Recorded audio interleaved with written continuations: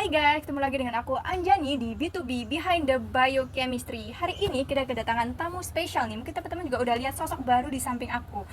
Bisa diperkenalkan lebih dahulu nih siapa cewek cantik di samping aku. Hai semuanya, kenalin aku Arista, aku mahasiswa tahun ketiga dari jurusan kimia. Sebenarnya hari ini tuh agak deg-degan bisa kalian bareng Anjani. Bisa aja nih Arista. Hai Arista. Jadi karena hari ini kita kedatangan mahasiswa kimia, jadi hari ini kita akan membahas tentang kimia, tapi dikaitkan dengan kehidupan sehari-hari atau case-case di sekitar kita. Jadi kita akan masuk ke segmen Biochem Talk. Di segmen ini kita akan membacakan curhatan-curhatan yang udah masuk lewat DM Instagram. Jadi gak sabar ya hari ini kita mau bahas tentang apa. Nah, karena Arista udah gak sabar dan mungkin teman-teman juga udah kepo nih cerita siapa yang bakal terpilih, so kita langsung bacain aja ya DM Instagramnya Cemirol. Halo Kak Anjani, kenalin aku Mawar, umur 22 tahun. Aku mau curhat nih, jadi sejak umur 20-an aku ngerasa badanku aneh banget. Urinku kalau didiemin jadi hitam, sendi-sendi sering sakit. Awalnya aku pikir gara-gara kecapean kerja, tapi lama-lama kok makin parah. Yang bikin aku makin takut, bagian putih mataku lama-lama ada bercak kehitaman, dan daun telingaku kelihatan lebih gelap. Keluarga juga mulai khawatir ke arah mistis. Terus waktu itu aku sempat dibawa ke orang pintar sama keluargaku karena mereka curiga aku kena santet. Kalau dari segi medis atau kimia gimana ya Kak? Aku ini terkena apa ya? Makasih Kak, semoga dijawab ya. Wah, mind blowing banget gak sih Riz keluarganya Mbak Mawar ini? Ada dibawa ke dokter, malah dibawa ke dukun Riz. Gimana menurut kamu Riz? Iya ya, ini Mbak Mawar gimana ya bisa-bisanya dibawa ke dukun, harusnya kan ke dokter. Iya nih kayaknya yang harus dibawa ke sini tuh keluarga Mbak Mawar gak sih Riz? Tapi kalau dari gejala-gejala yang dialami Mbak Mawar ini pasti lebih parno ke arah mistis gak sih awalnya? Iya sih, siapa yang nggak parno ya lihat urinnya tuh berubah jadi warna hitam. Tapi kalau dari sudut pandang yang lain teman-teman, gejala-gejala Mbak Mawar ini bisa dikaitkan ke sebuah penyakit. Jadi hari ini Arista bakal menjelaskan penyakit apa yang dialami oleh Mbak Mawar. Nah, kalau dari sudut pandang mahasiswa kimia ya teman-teman, Mbak Mawar ini tuh nggak kena santet. Jadi Mbak Mawar bisa dibawa ke dokter ya. Dari yang dimention tadi itu kan Mbak Mawar kan urinnya berubah jadi hitam, terus ada bercak hitam di bagian mata, terus telinganya itu semakin menggelap. Itu kemungkinan Mbak Mawar kena yang namanya alkaptonuria. Alkaptonuria ini tuh merupakan salah satu penyakit yang jarang dan mungkin awam nih ya bagi masyarakat. Gitu. Jadi alkaptonuria itu pernah dibahas oleh salah satu dosenku yang namanya itu Pak Danang. Mungkin kita bisa say dulu ke Pak Danang. Hai Pak Danang. Oh, tadi alkaptonuria ya Riz. Jadi kalau boleh tahu alkaptonuria itu terjadinya karena apa sih Riz? Jadi gini, di tubuh kita kan ada yang namanya metabolisme primer dan metabolisme sekunder. Nah, alkaptonuria ini tuh terjadi di metabolisme sekunder, lebih spesifiknya itu di asam amino. Nah, kenapa bisa terjadi? Dikarenakan suplai pada metabolisme primer seperti karbohidrat, terus sekunder seperti lipid itu kurang. Maka dari itu tubuh memilih jalur metabolisme asam amino gitu. Oh, berarti kalau kita kekurangan asupan karbohidrat, terus berarti energi kita tuh asalnya dari metabolisme sekunder kayak asam amino tadi ya, Riz ya? Iya, bener banget Jan. Jadi tubuh kita itu bisa yang namanya mengolah asam amino. Jadi seperti tirosin atau fenilalanin.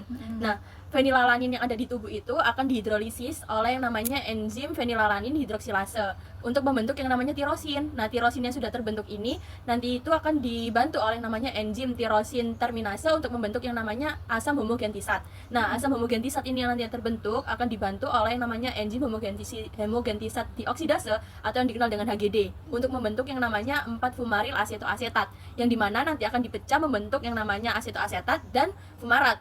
Nah, kedua produk ini tuh akan masuk ke dalam siklus Krebs untuk menghasilkan suatu energi Jan. Nah, lebih gampangnya tuh gini, ketika tubuh itu mengalami yang namanya mutasi gen ya, dimana enzim HGD ini tuh tidak terbentuk, maka asam homogentisat yang ada di dalam tubuh yang harusnya diolah itu jadi berlebih di dalam tubuh. Maka dari itu akan terkena yang namanya alkaptonuria. Oh, jadi gitu. Terus hubungannya sama gejala-gejala Mbak Mawar kayak urin menghitam itu apa, Riz? Ada hubungannya tak? Nah, kalau yang dari Mbak Mawar tadi kan urinnya menghitam, itu kemungkinan di tubuh Mbak Mawar asam homogentisat yang ada itu berlebih sehingga diekskresikan oleh ginjal dan dikeluarkan melalui urin. Ketika urin itu mengandung asam homogentisat, maka terkena yang namanya udara, akan terjadi reaksi yang namanya itu oksidasi sehingga berubah menjadi warna hitam.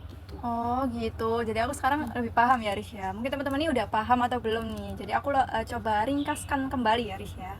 Jadi teman-teman, alkaptonuria itu terjadi bukan karena kalian makan makanan yang nggak sehat kayak gorengan atau gaya hidup kalian tuh kurang sehat, tapi terjadi karena mutasi genetik bawaan. Jadi kalau kedua orang tua kalian tuh pembawa gen alkaptonuria, maka kemungkinan besar kalian juga akan mengidap alkaptonuria. Tapi ditekankan kembali ya, jalur metabolisme yang udah dijelasin sama Arista tadi adalah jalur metabolisme sekunder, di mana jalur metabolisme sekunder ini akan terjadi ketika jalur primer itu tidak bisa dilakukan. Nah, kenapa kok bisa nggak dilakukan ya? Karena kalian kekurangan karbohidrat teman-teman, kalian diet ketat dan juga puasa berkepanjangan, itu tubuh akan memilih ke jalur sekunder yang akan mengakibatkan banyak penyakit salah satunya yaitu alkaptonuria.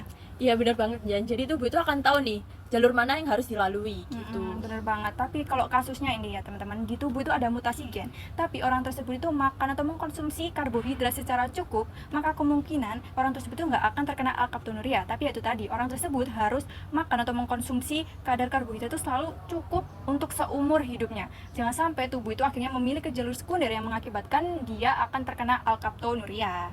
Nah, ini juga ada case lain ya Jan ya, yang terjadi pada bayi. Kemungkinan itu yang ditemukan di bayi itu seperti di popoknya itu ada urin hitam gitu kan. Nah, kemungkinan disebabkan karena orang tuanya itu seorang carrier yang membawa gen kepada anaknya. Bisa juga dikarenakan kondisi ketika hamil, asupan atau nutrisi yang dikonsumsi itu kurang sehingga anak yang lahir itu terkena alkaptonuria. Nah gitu ya teman-teman, khususnya Mbak Mawar nih. Mungkin Mbak Mawar bisa mengkonsultasikan lebih lanjut ke dokter mengenai penyakitnya. Dan apabila benar itu terkena alkaptonuria, mungkin Arisa bisa memberikan saran kepada Mbak Mawar dan juga penderita alkaptonuria lainnya. Terkait alkaptonuria ya teman-teman, buat pencegahannya itu mungkin buat pasangan-pasangan muda nih yang mau mempersiapkan pernikahan atau mempersiapkan kehamilan, bisa melakukan namanya tes genetik. Kemudian untuk ibu hamil bisa melakukan tes prenatal untuk mengetahui kondisi janinnya. Untuk seperti Mbak Mawar tadi dan teman-teman yang terkena alkaptonuria mungkin bisa dijaga pola hidupnya, kemudian konsumsinya itu diet protein rendah. Kemudian jangan lupa untuk segera menghubungi dokter, terutama untuk Mbak Mawar ya, segera hubungi ke dokter, jangan ke dukun lagi. Nah bener banget tuh Mbak Mawar, jangan lupa ya. Oke, mungkin sekian aja ya segmen kali ini. Terima kasih buat Arista yang udah menjelaskan mengenai penyakitnya Mbak Mawar. Dan makasih juga buat teman-teman yang udah mendengarkan curhatan dari Mbak Mawar. Sampai bertemu ke segmen berikutnya, bye-bye.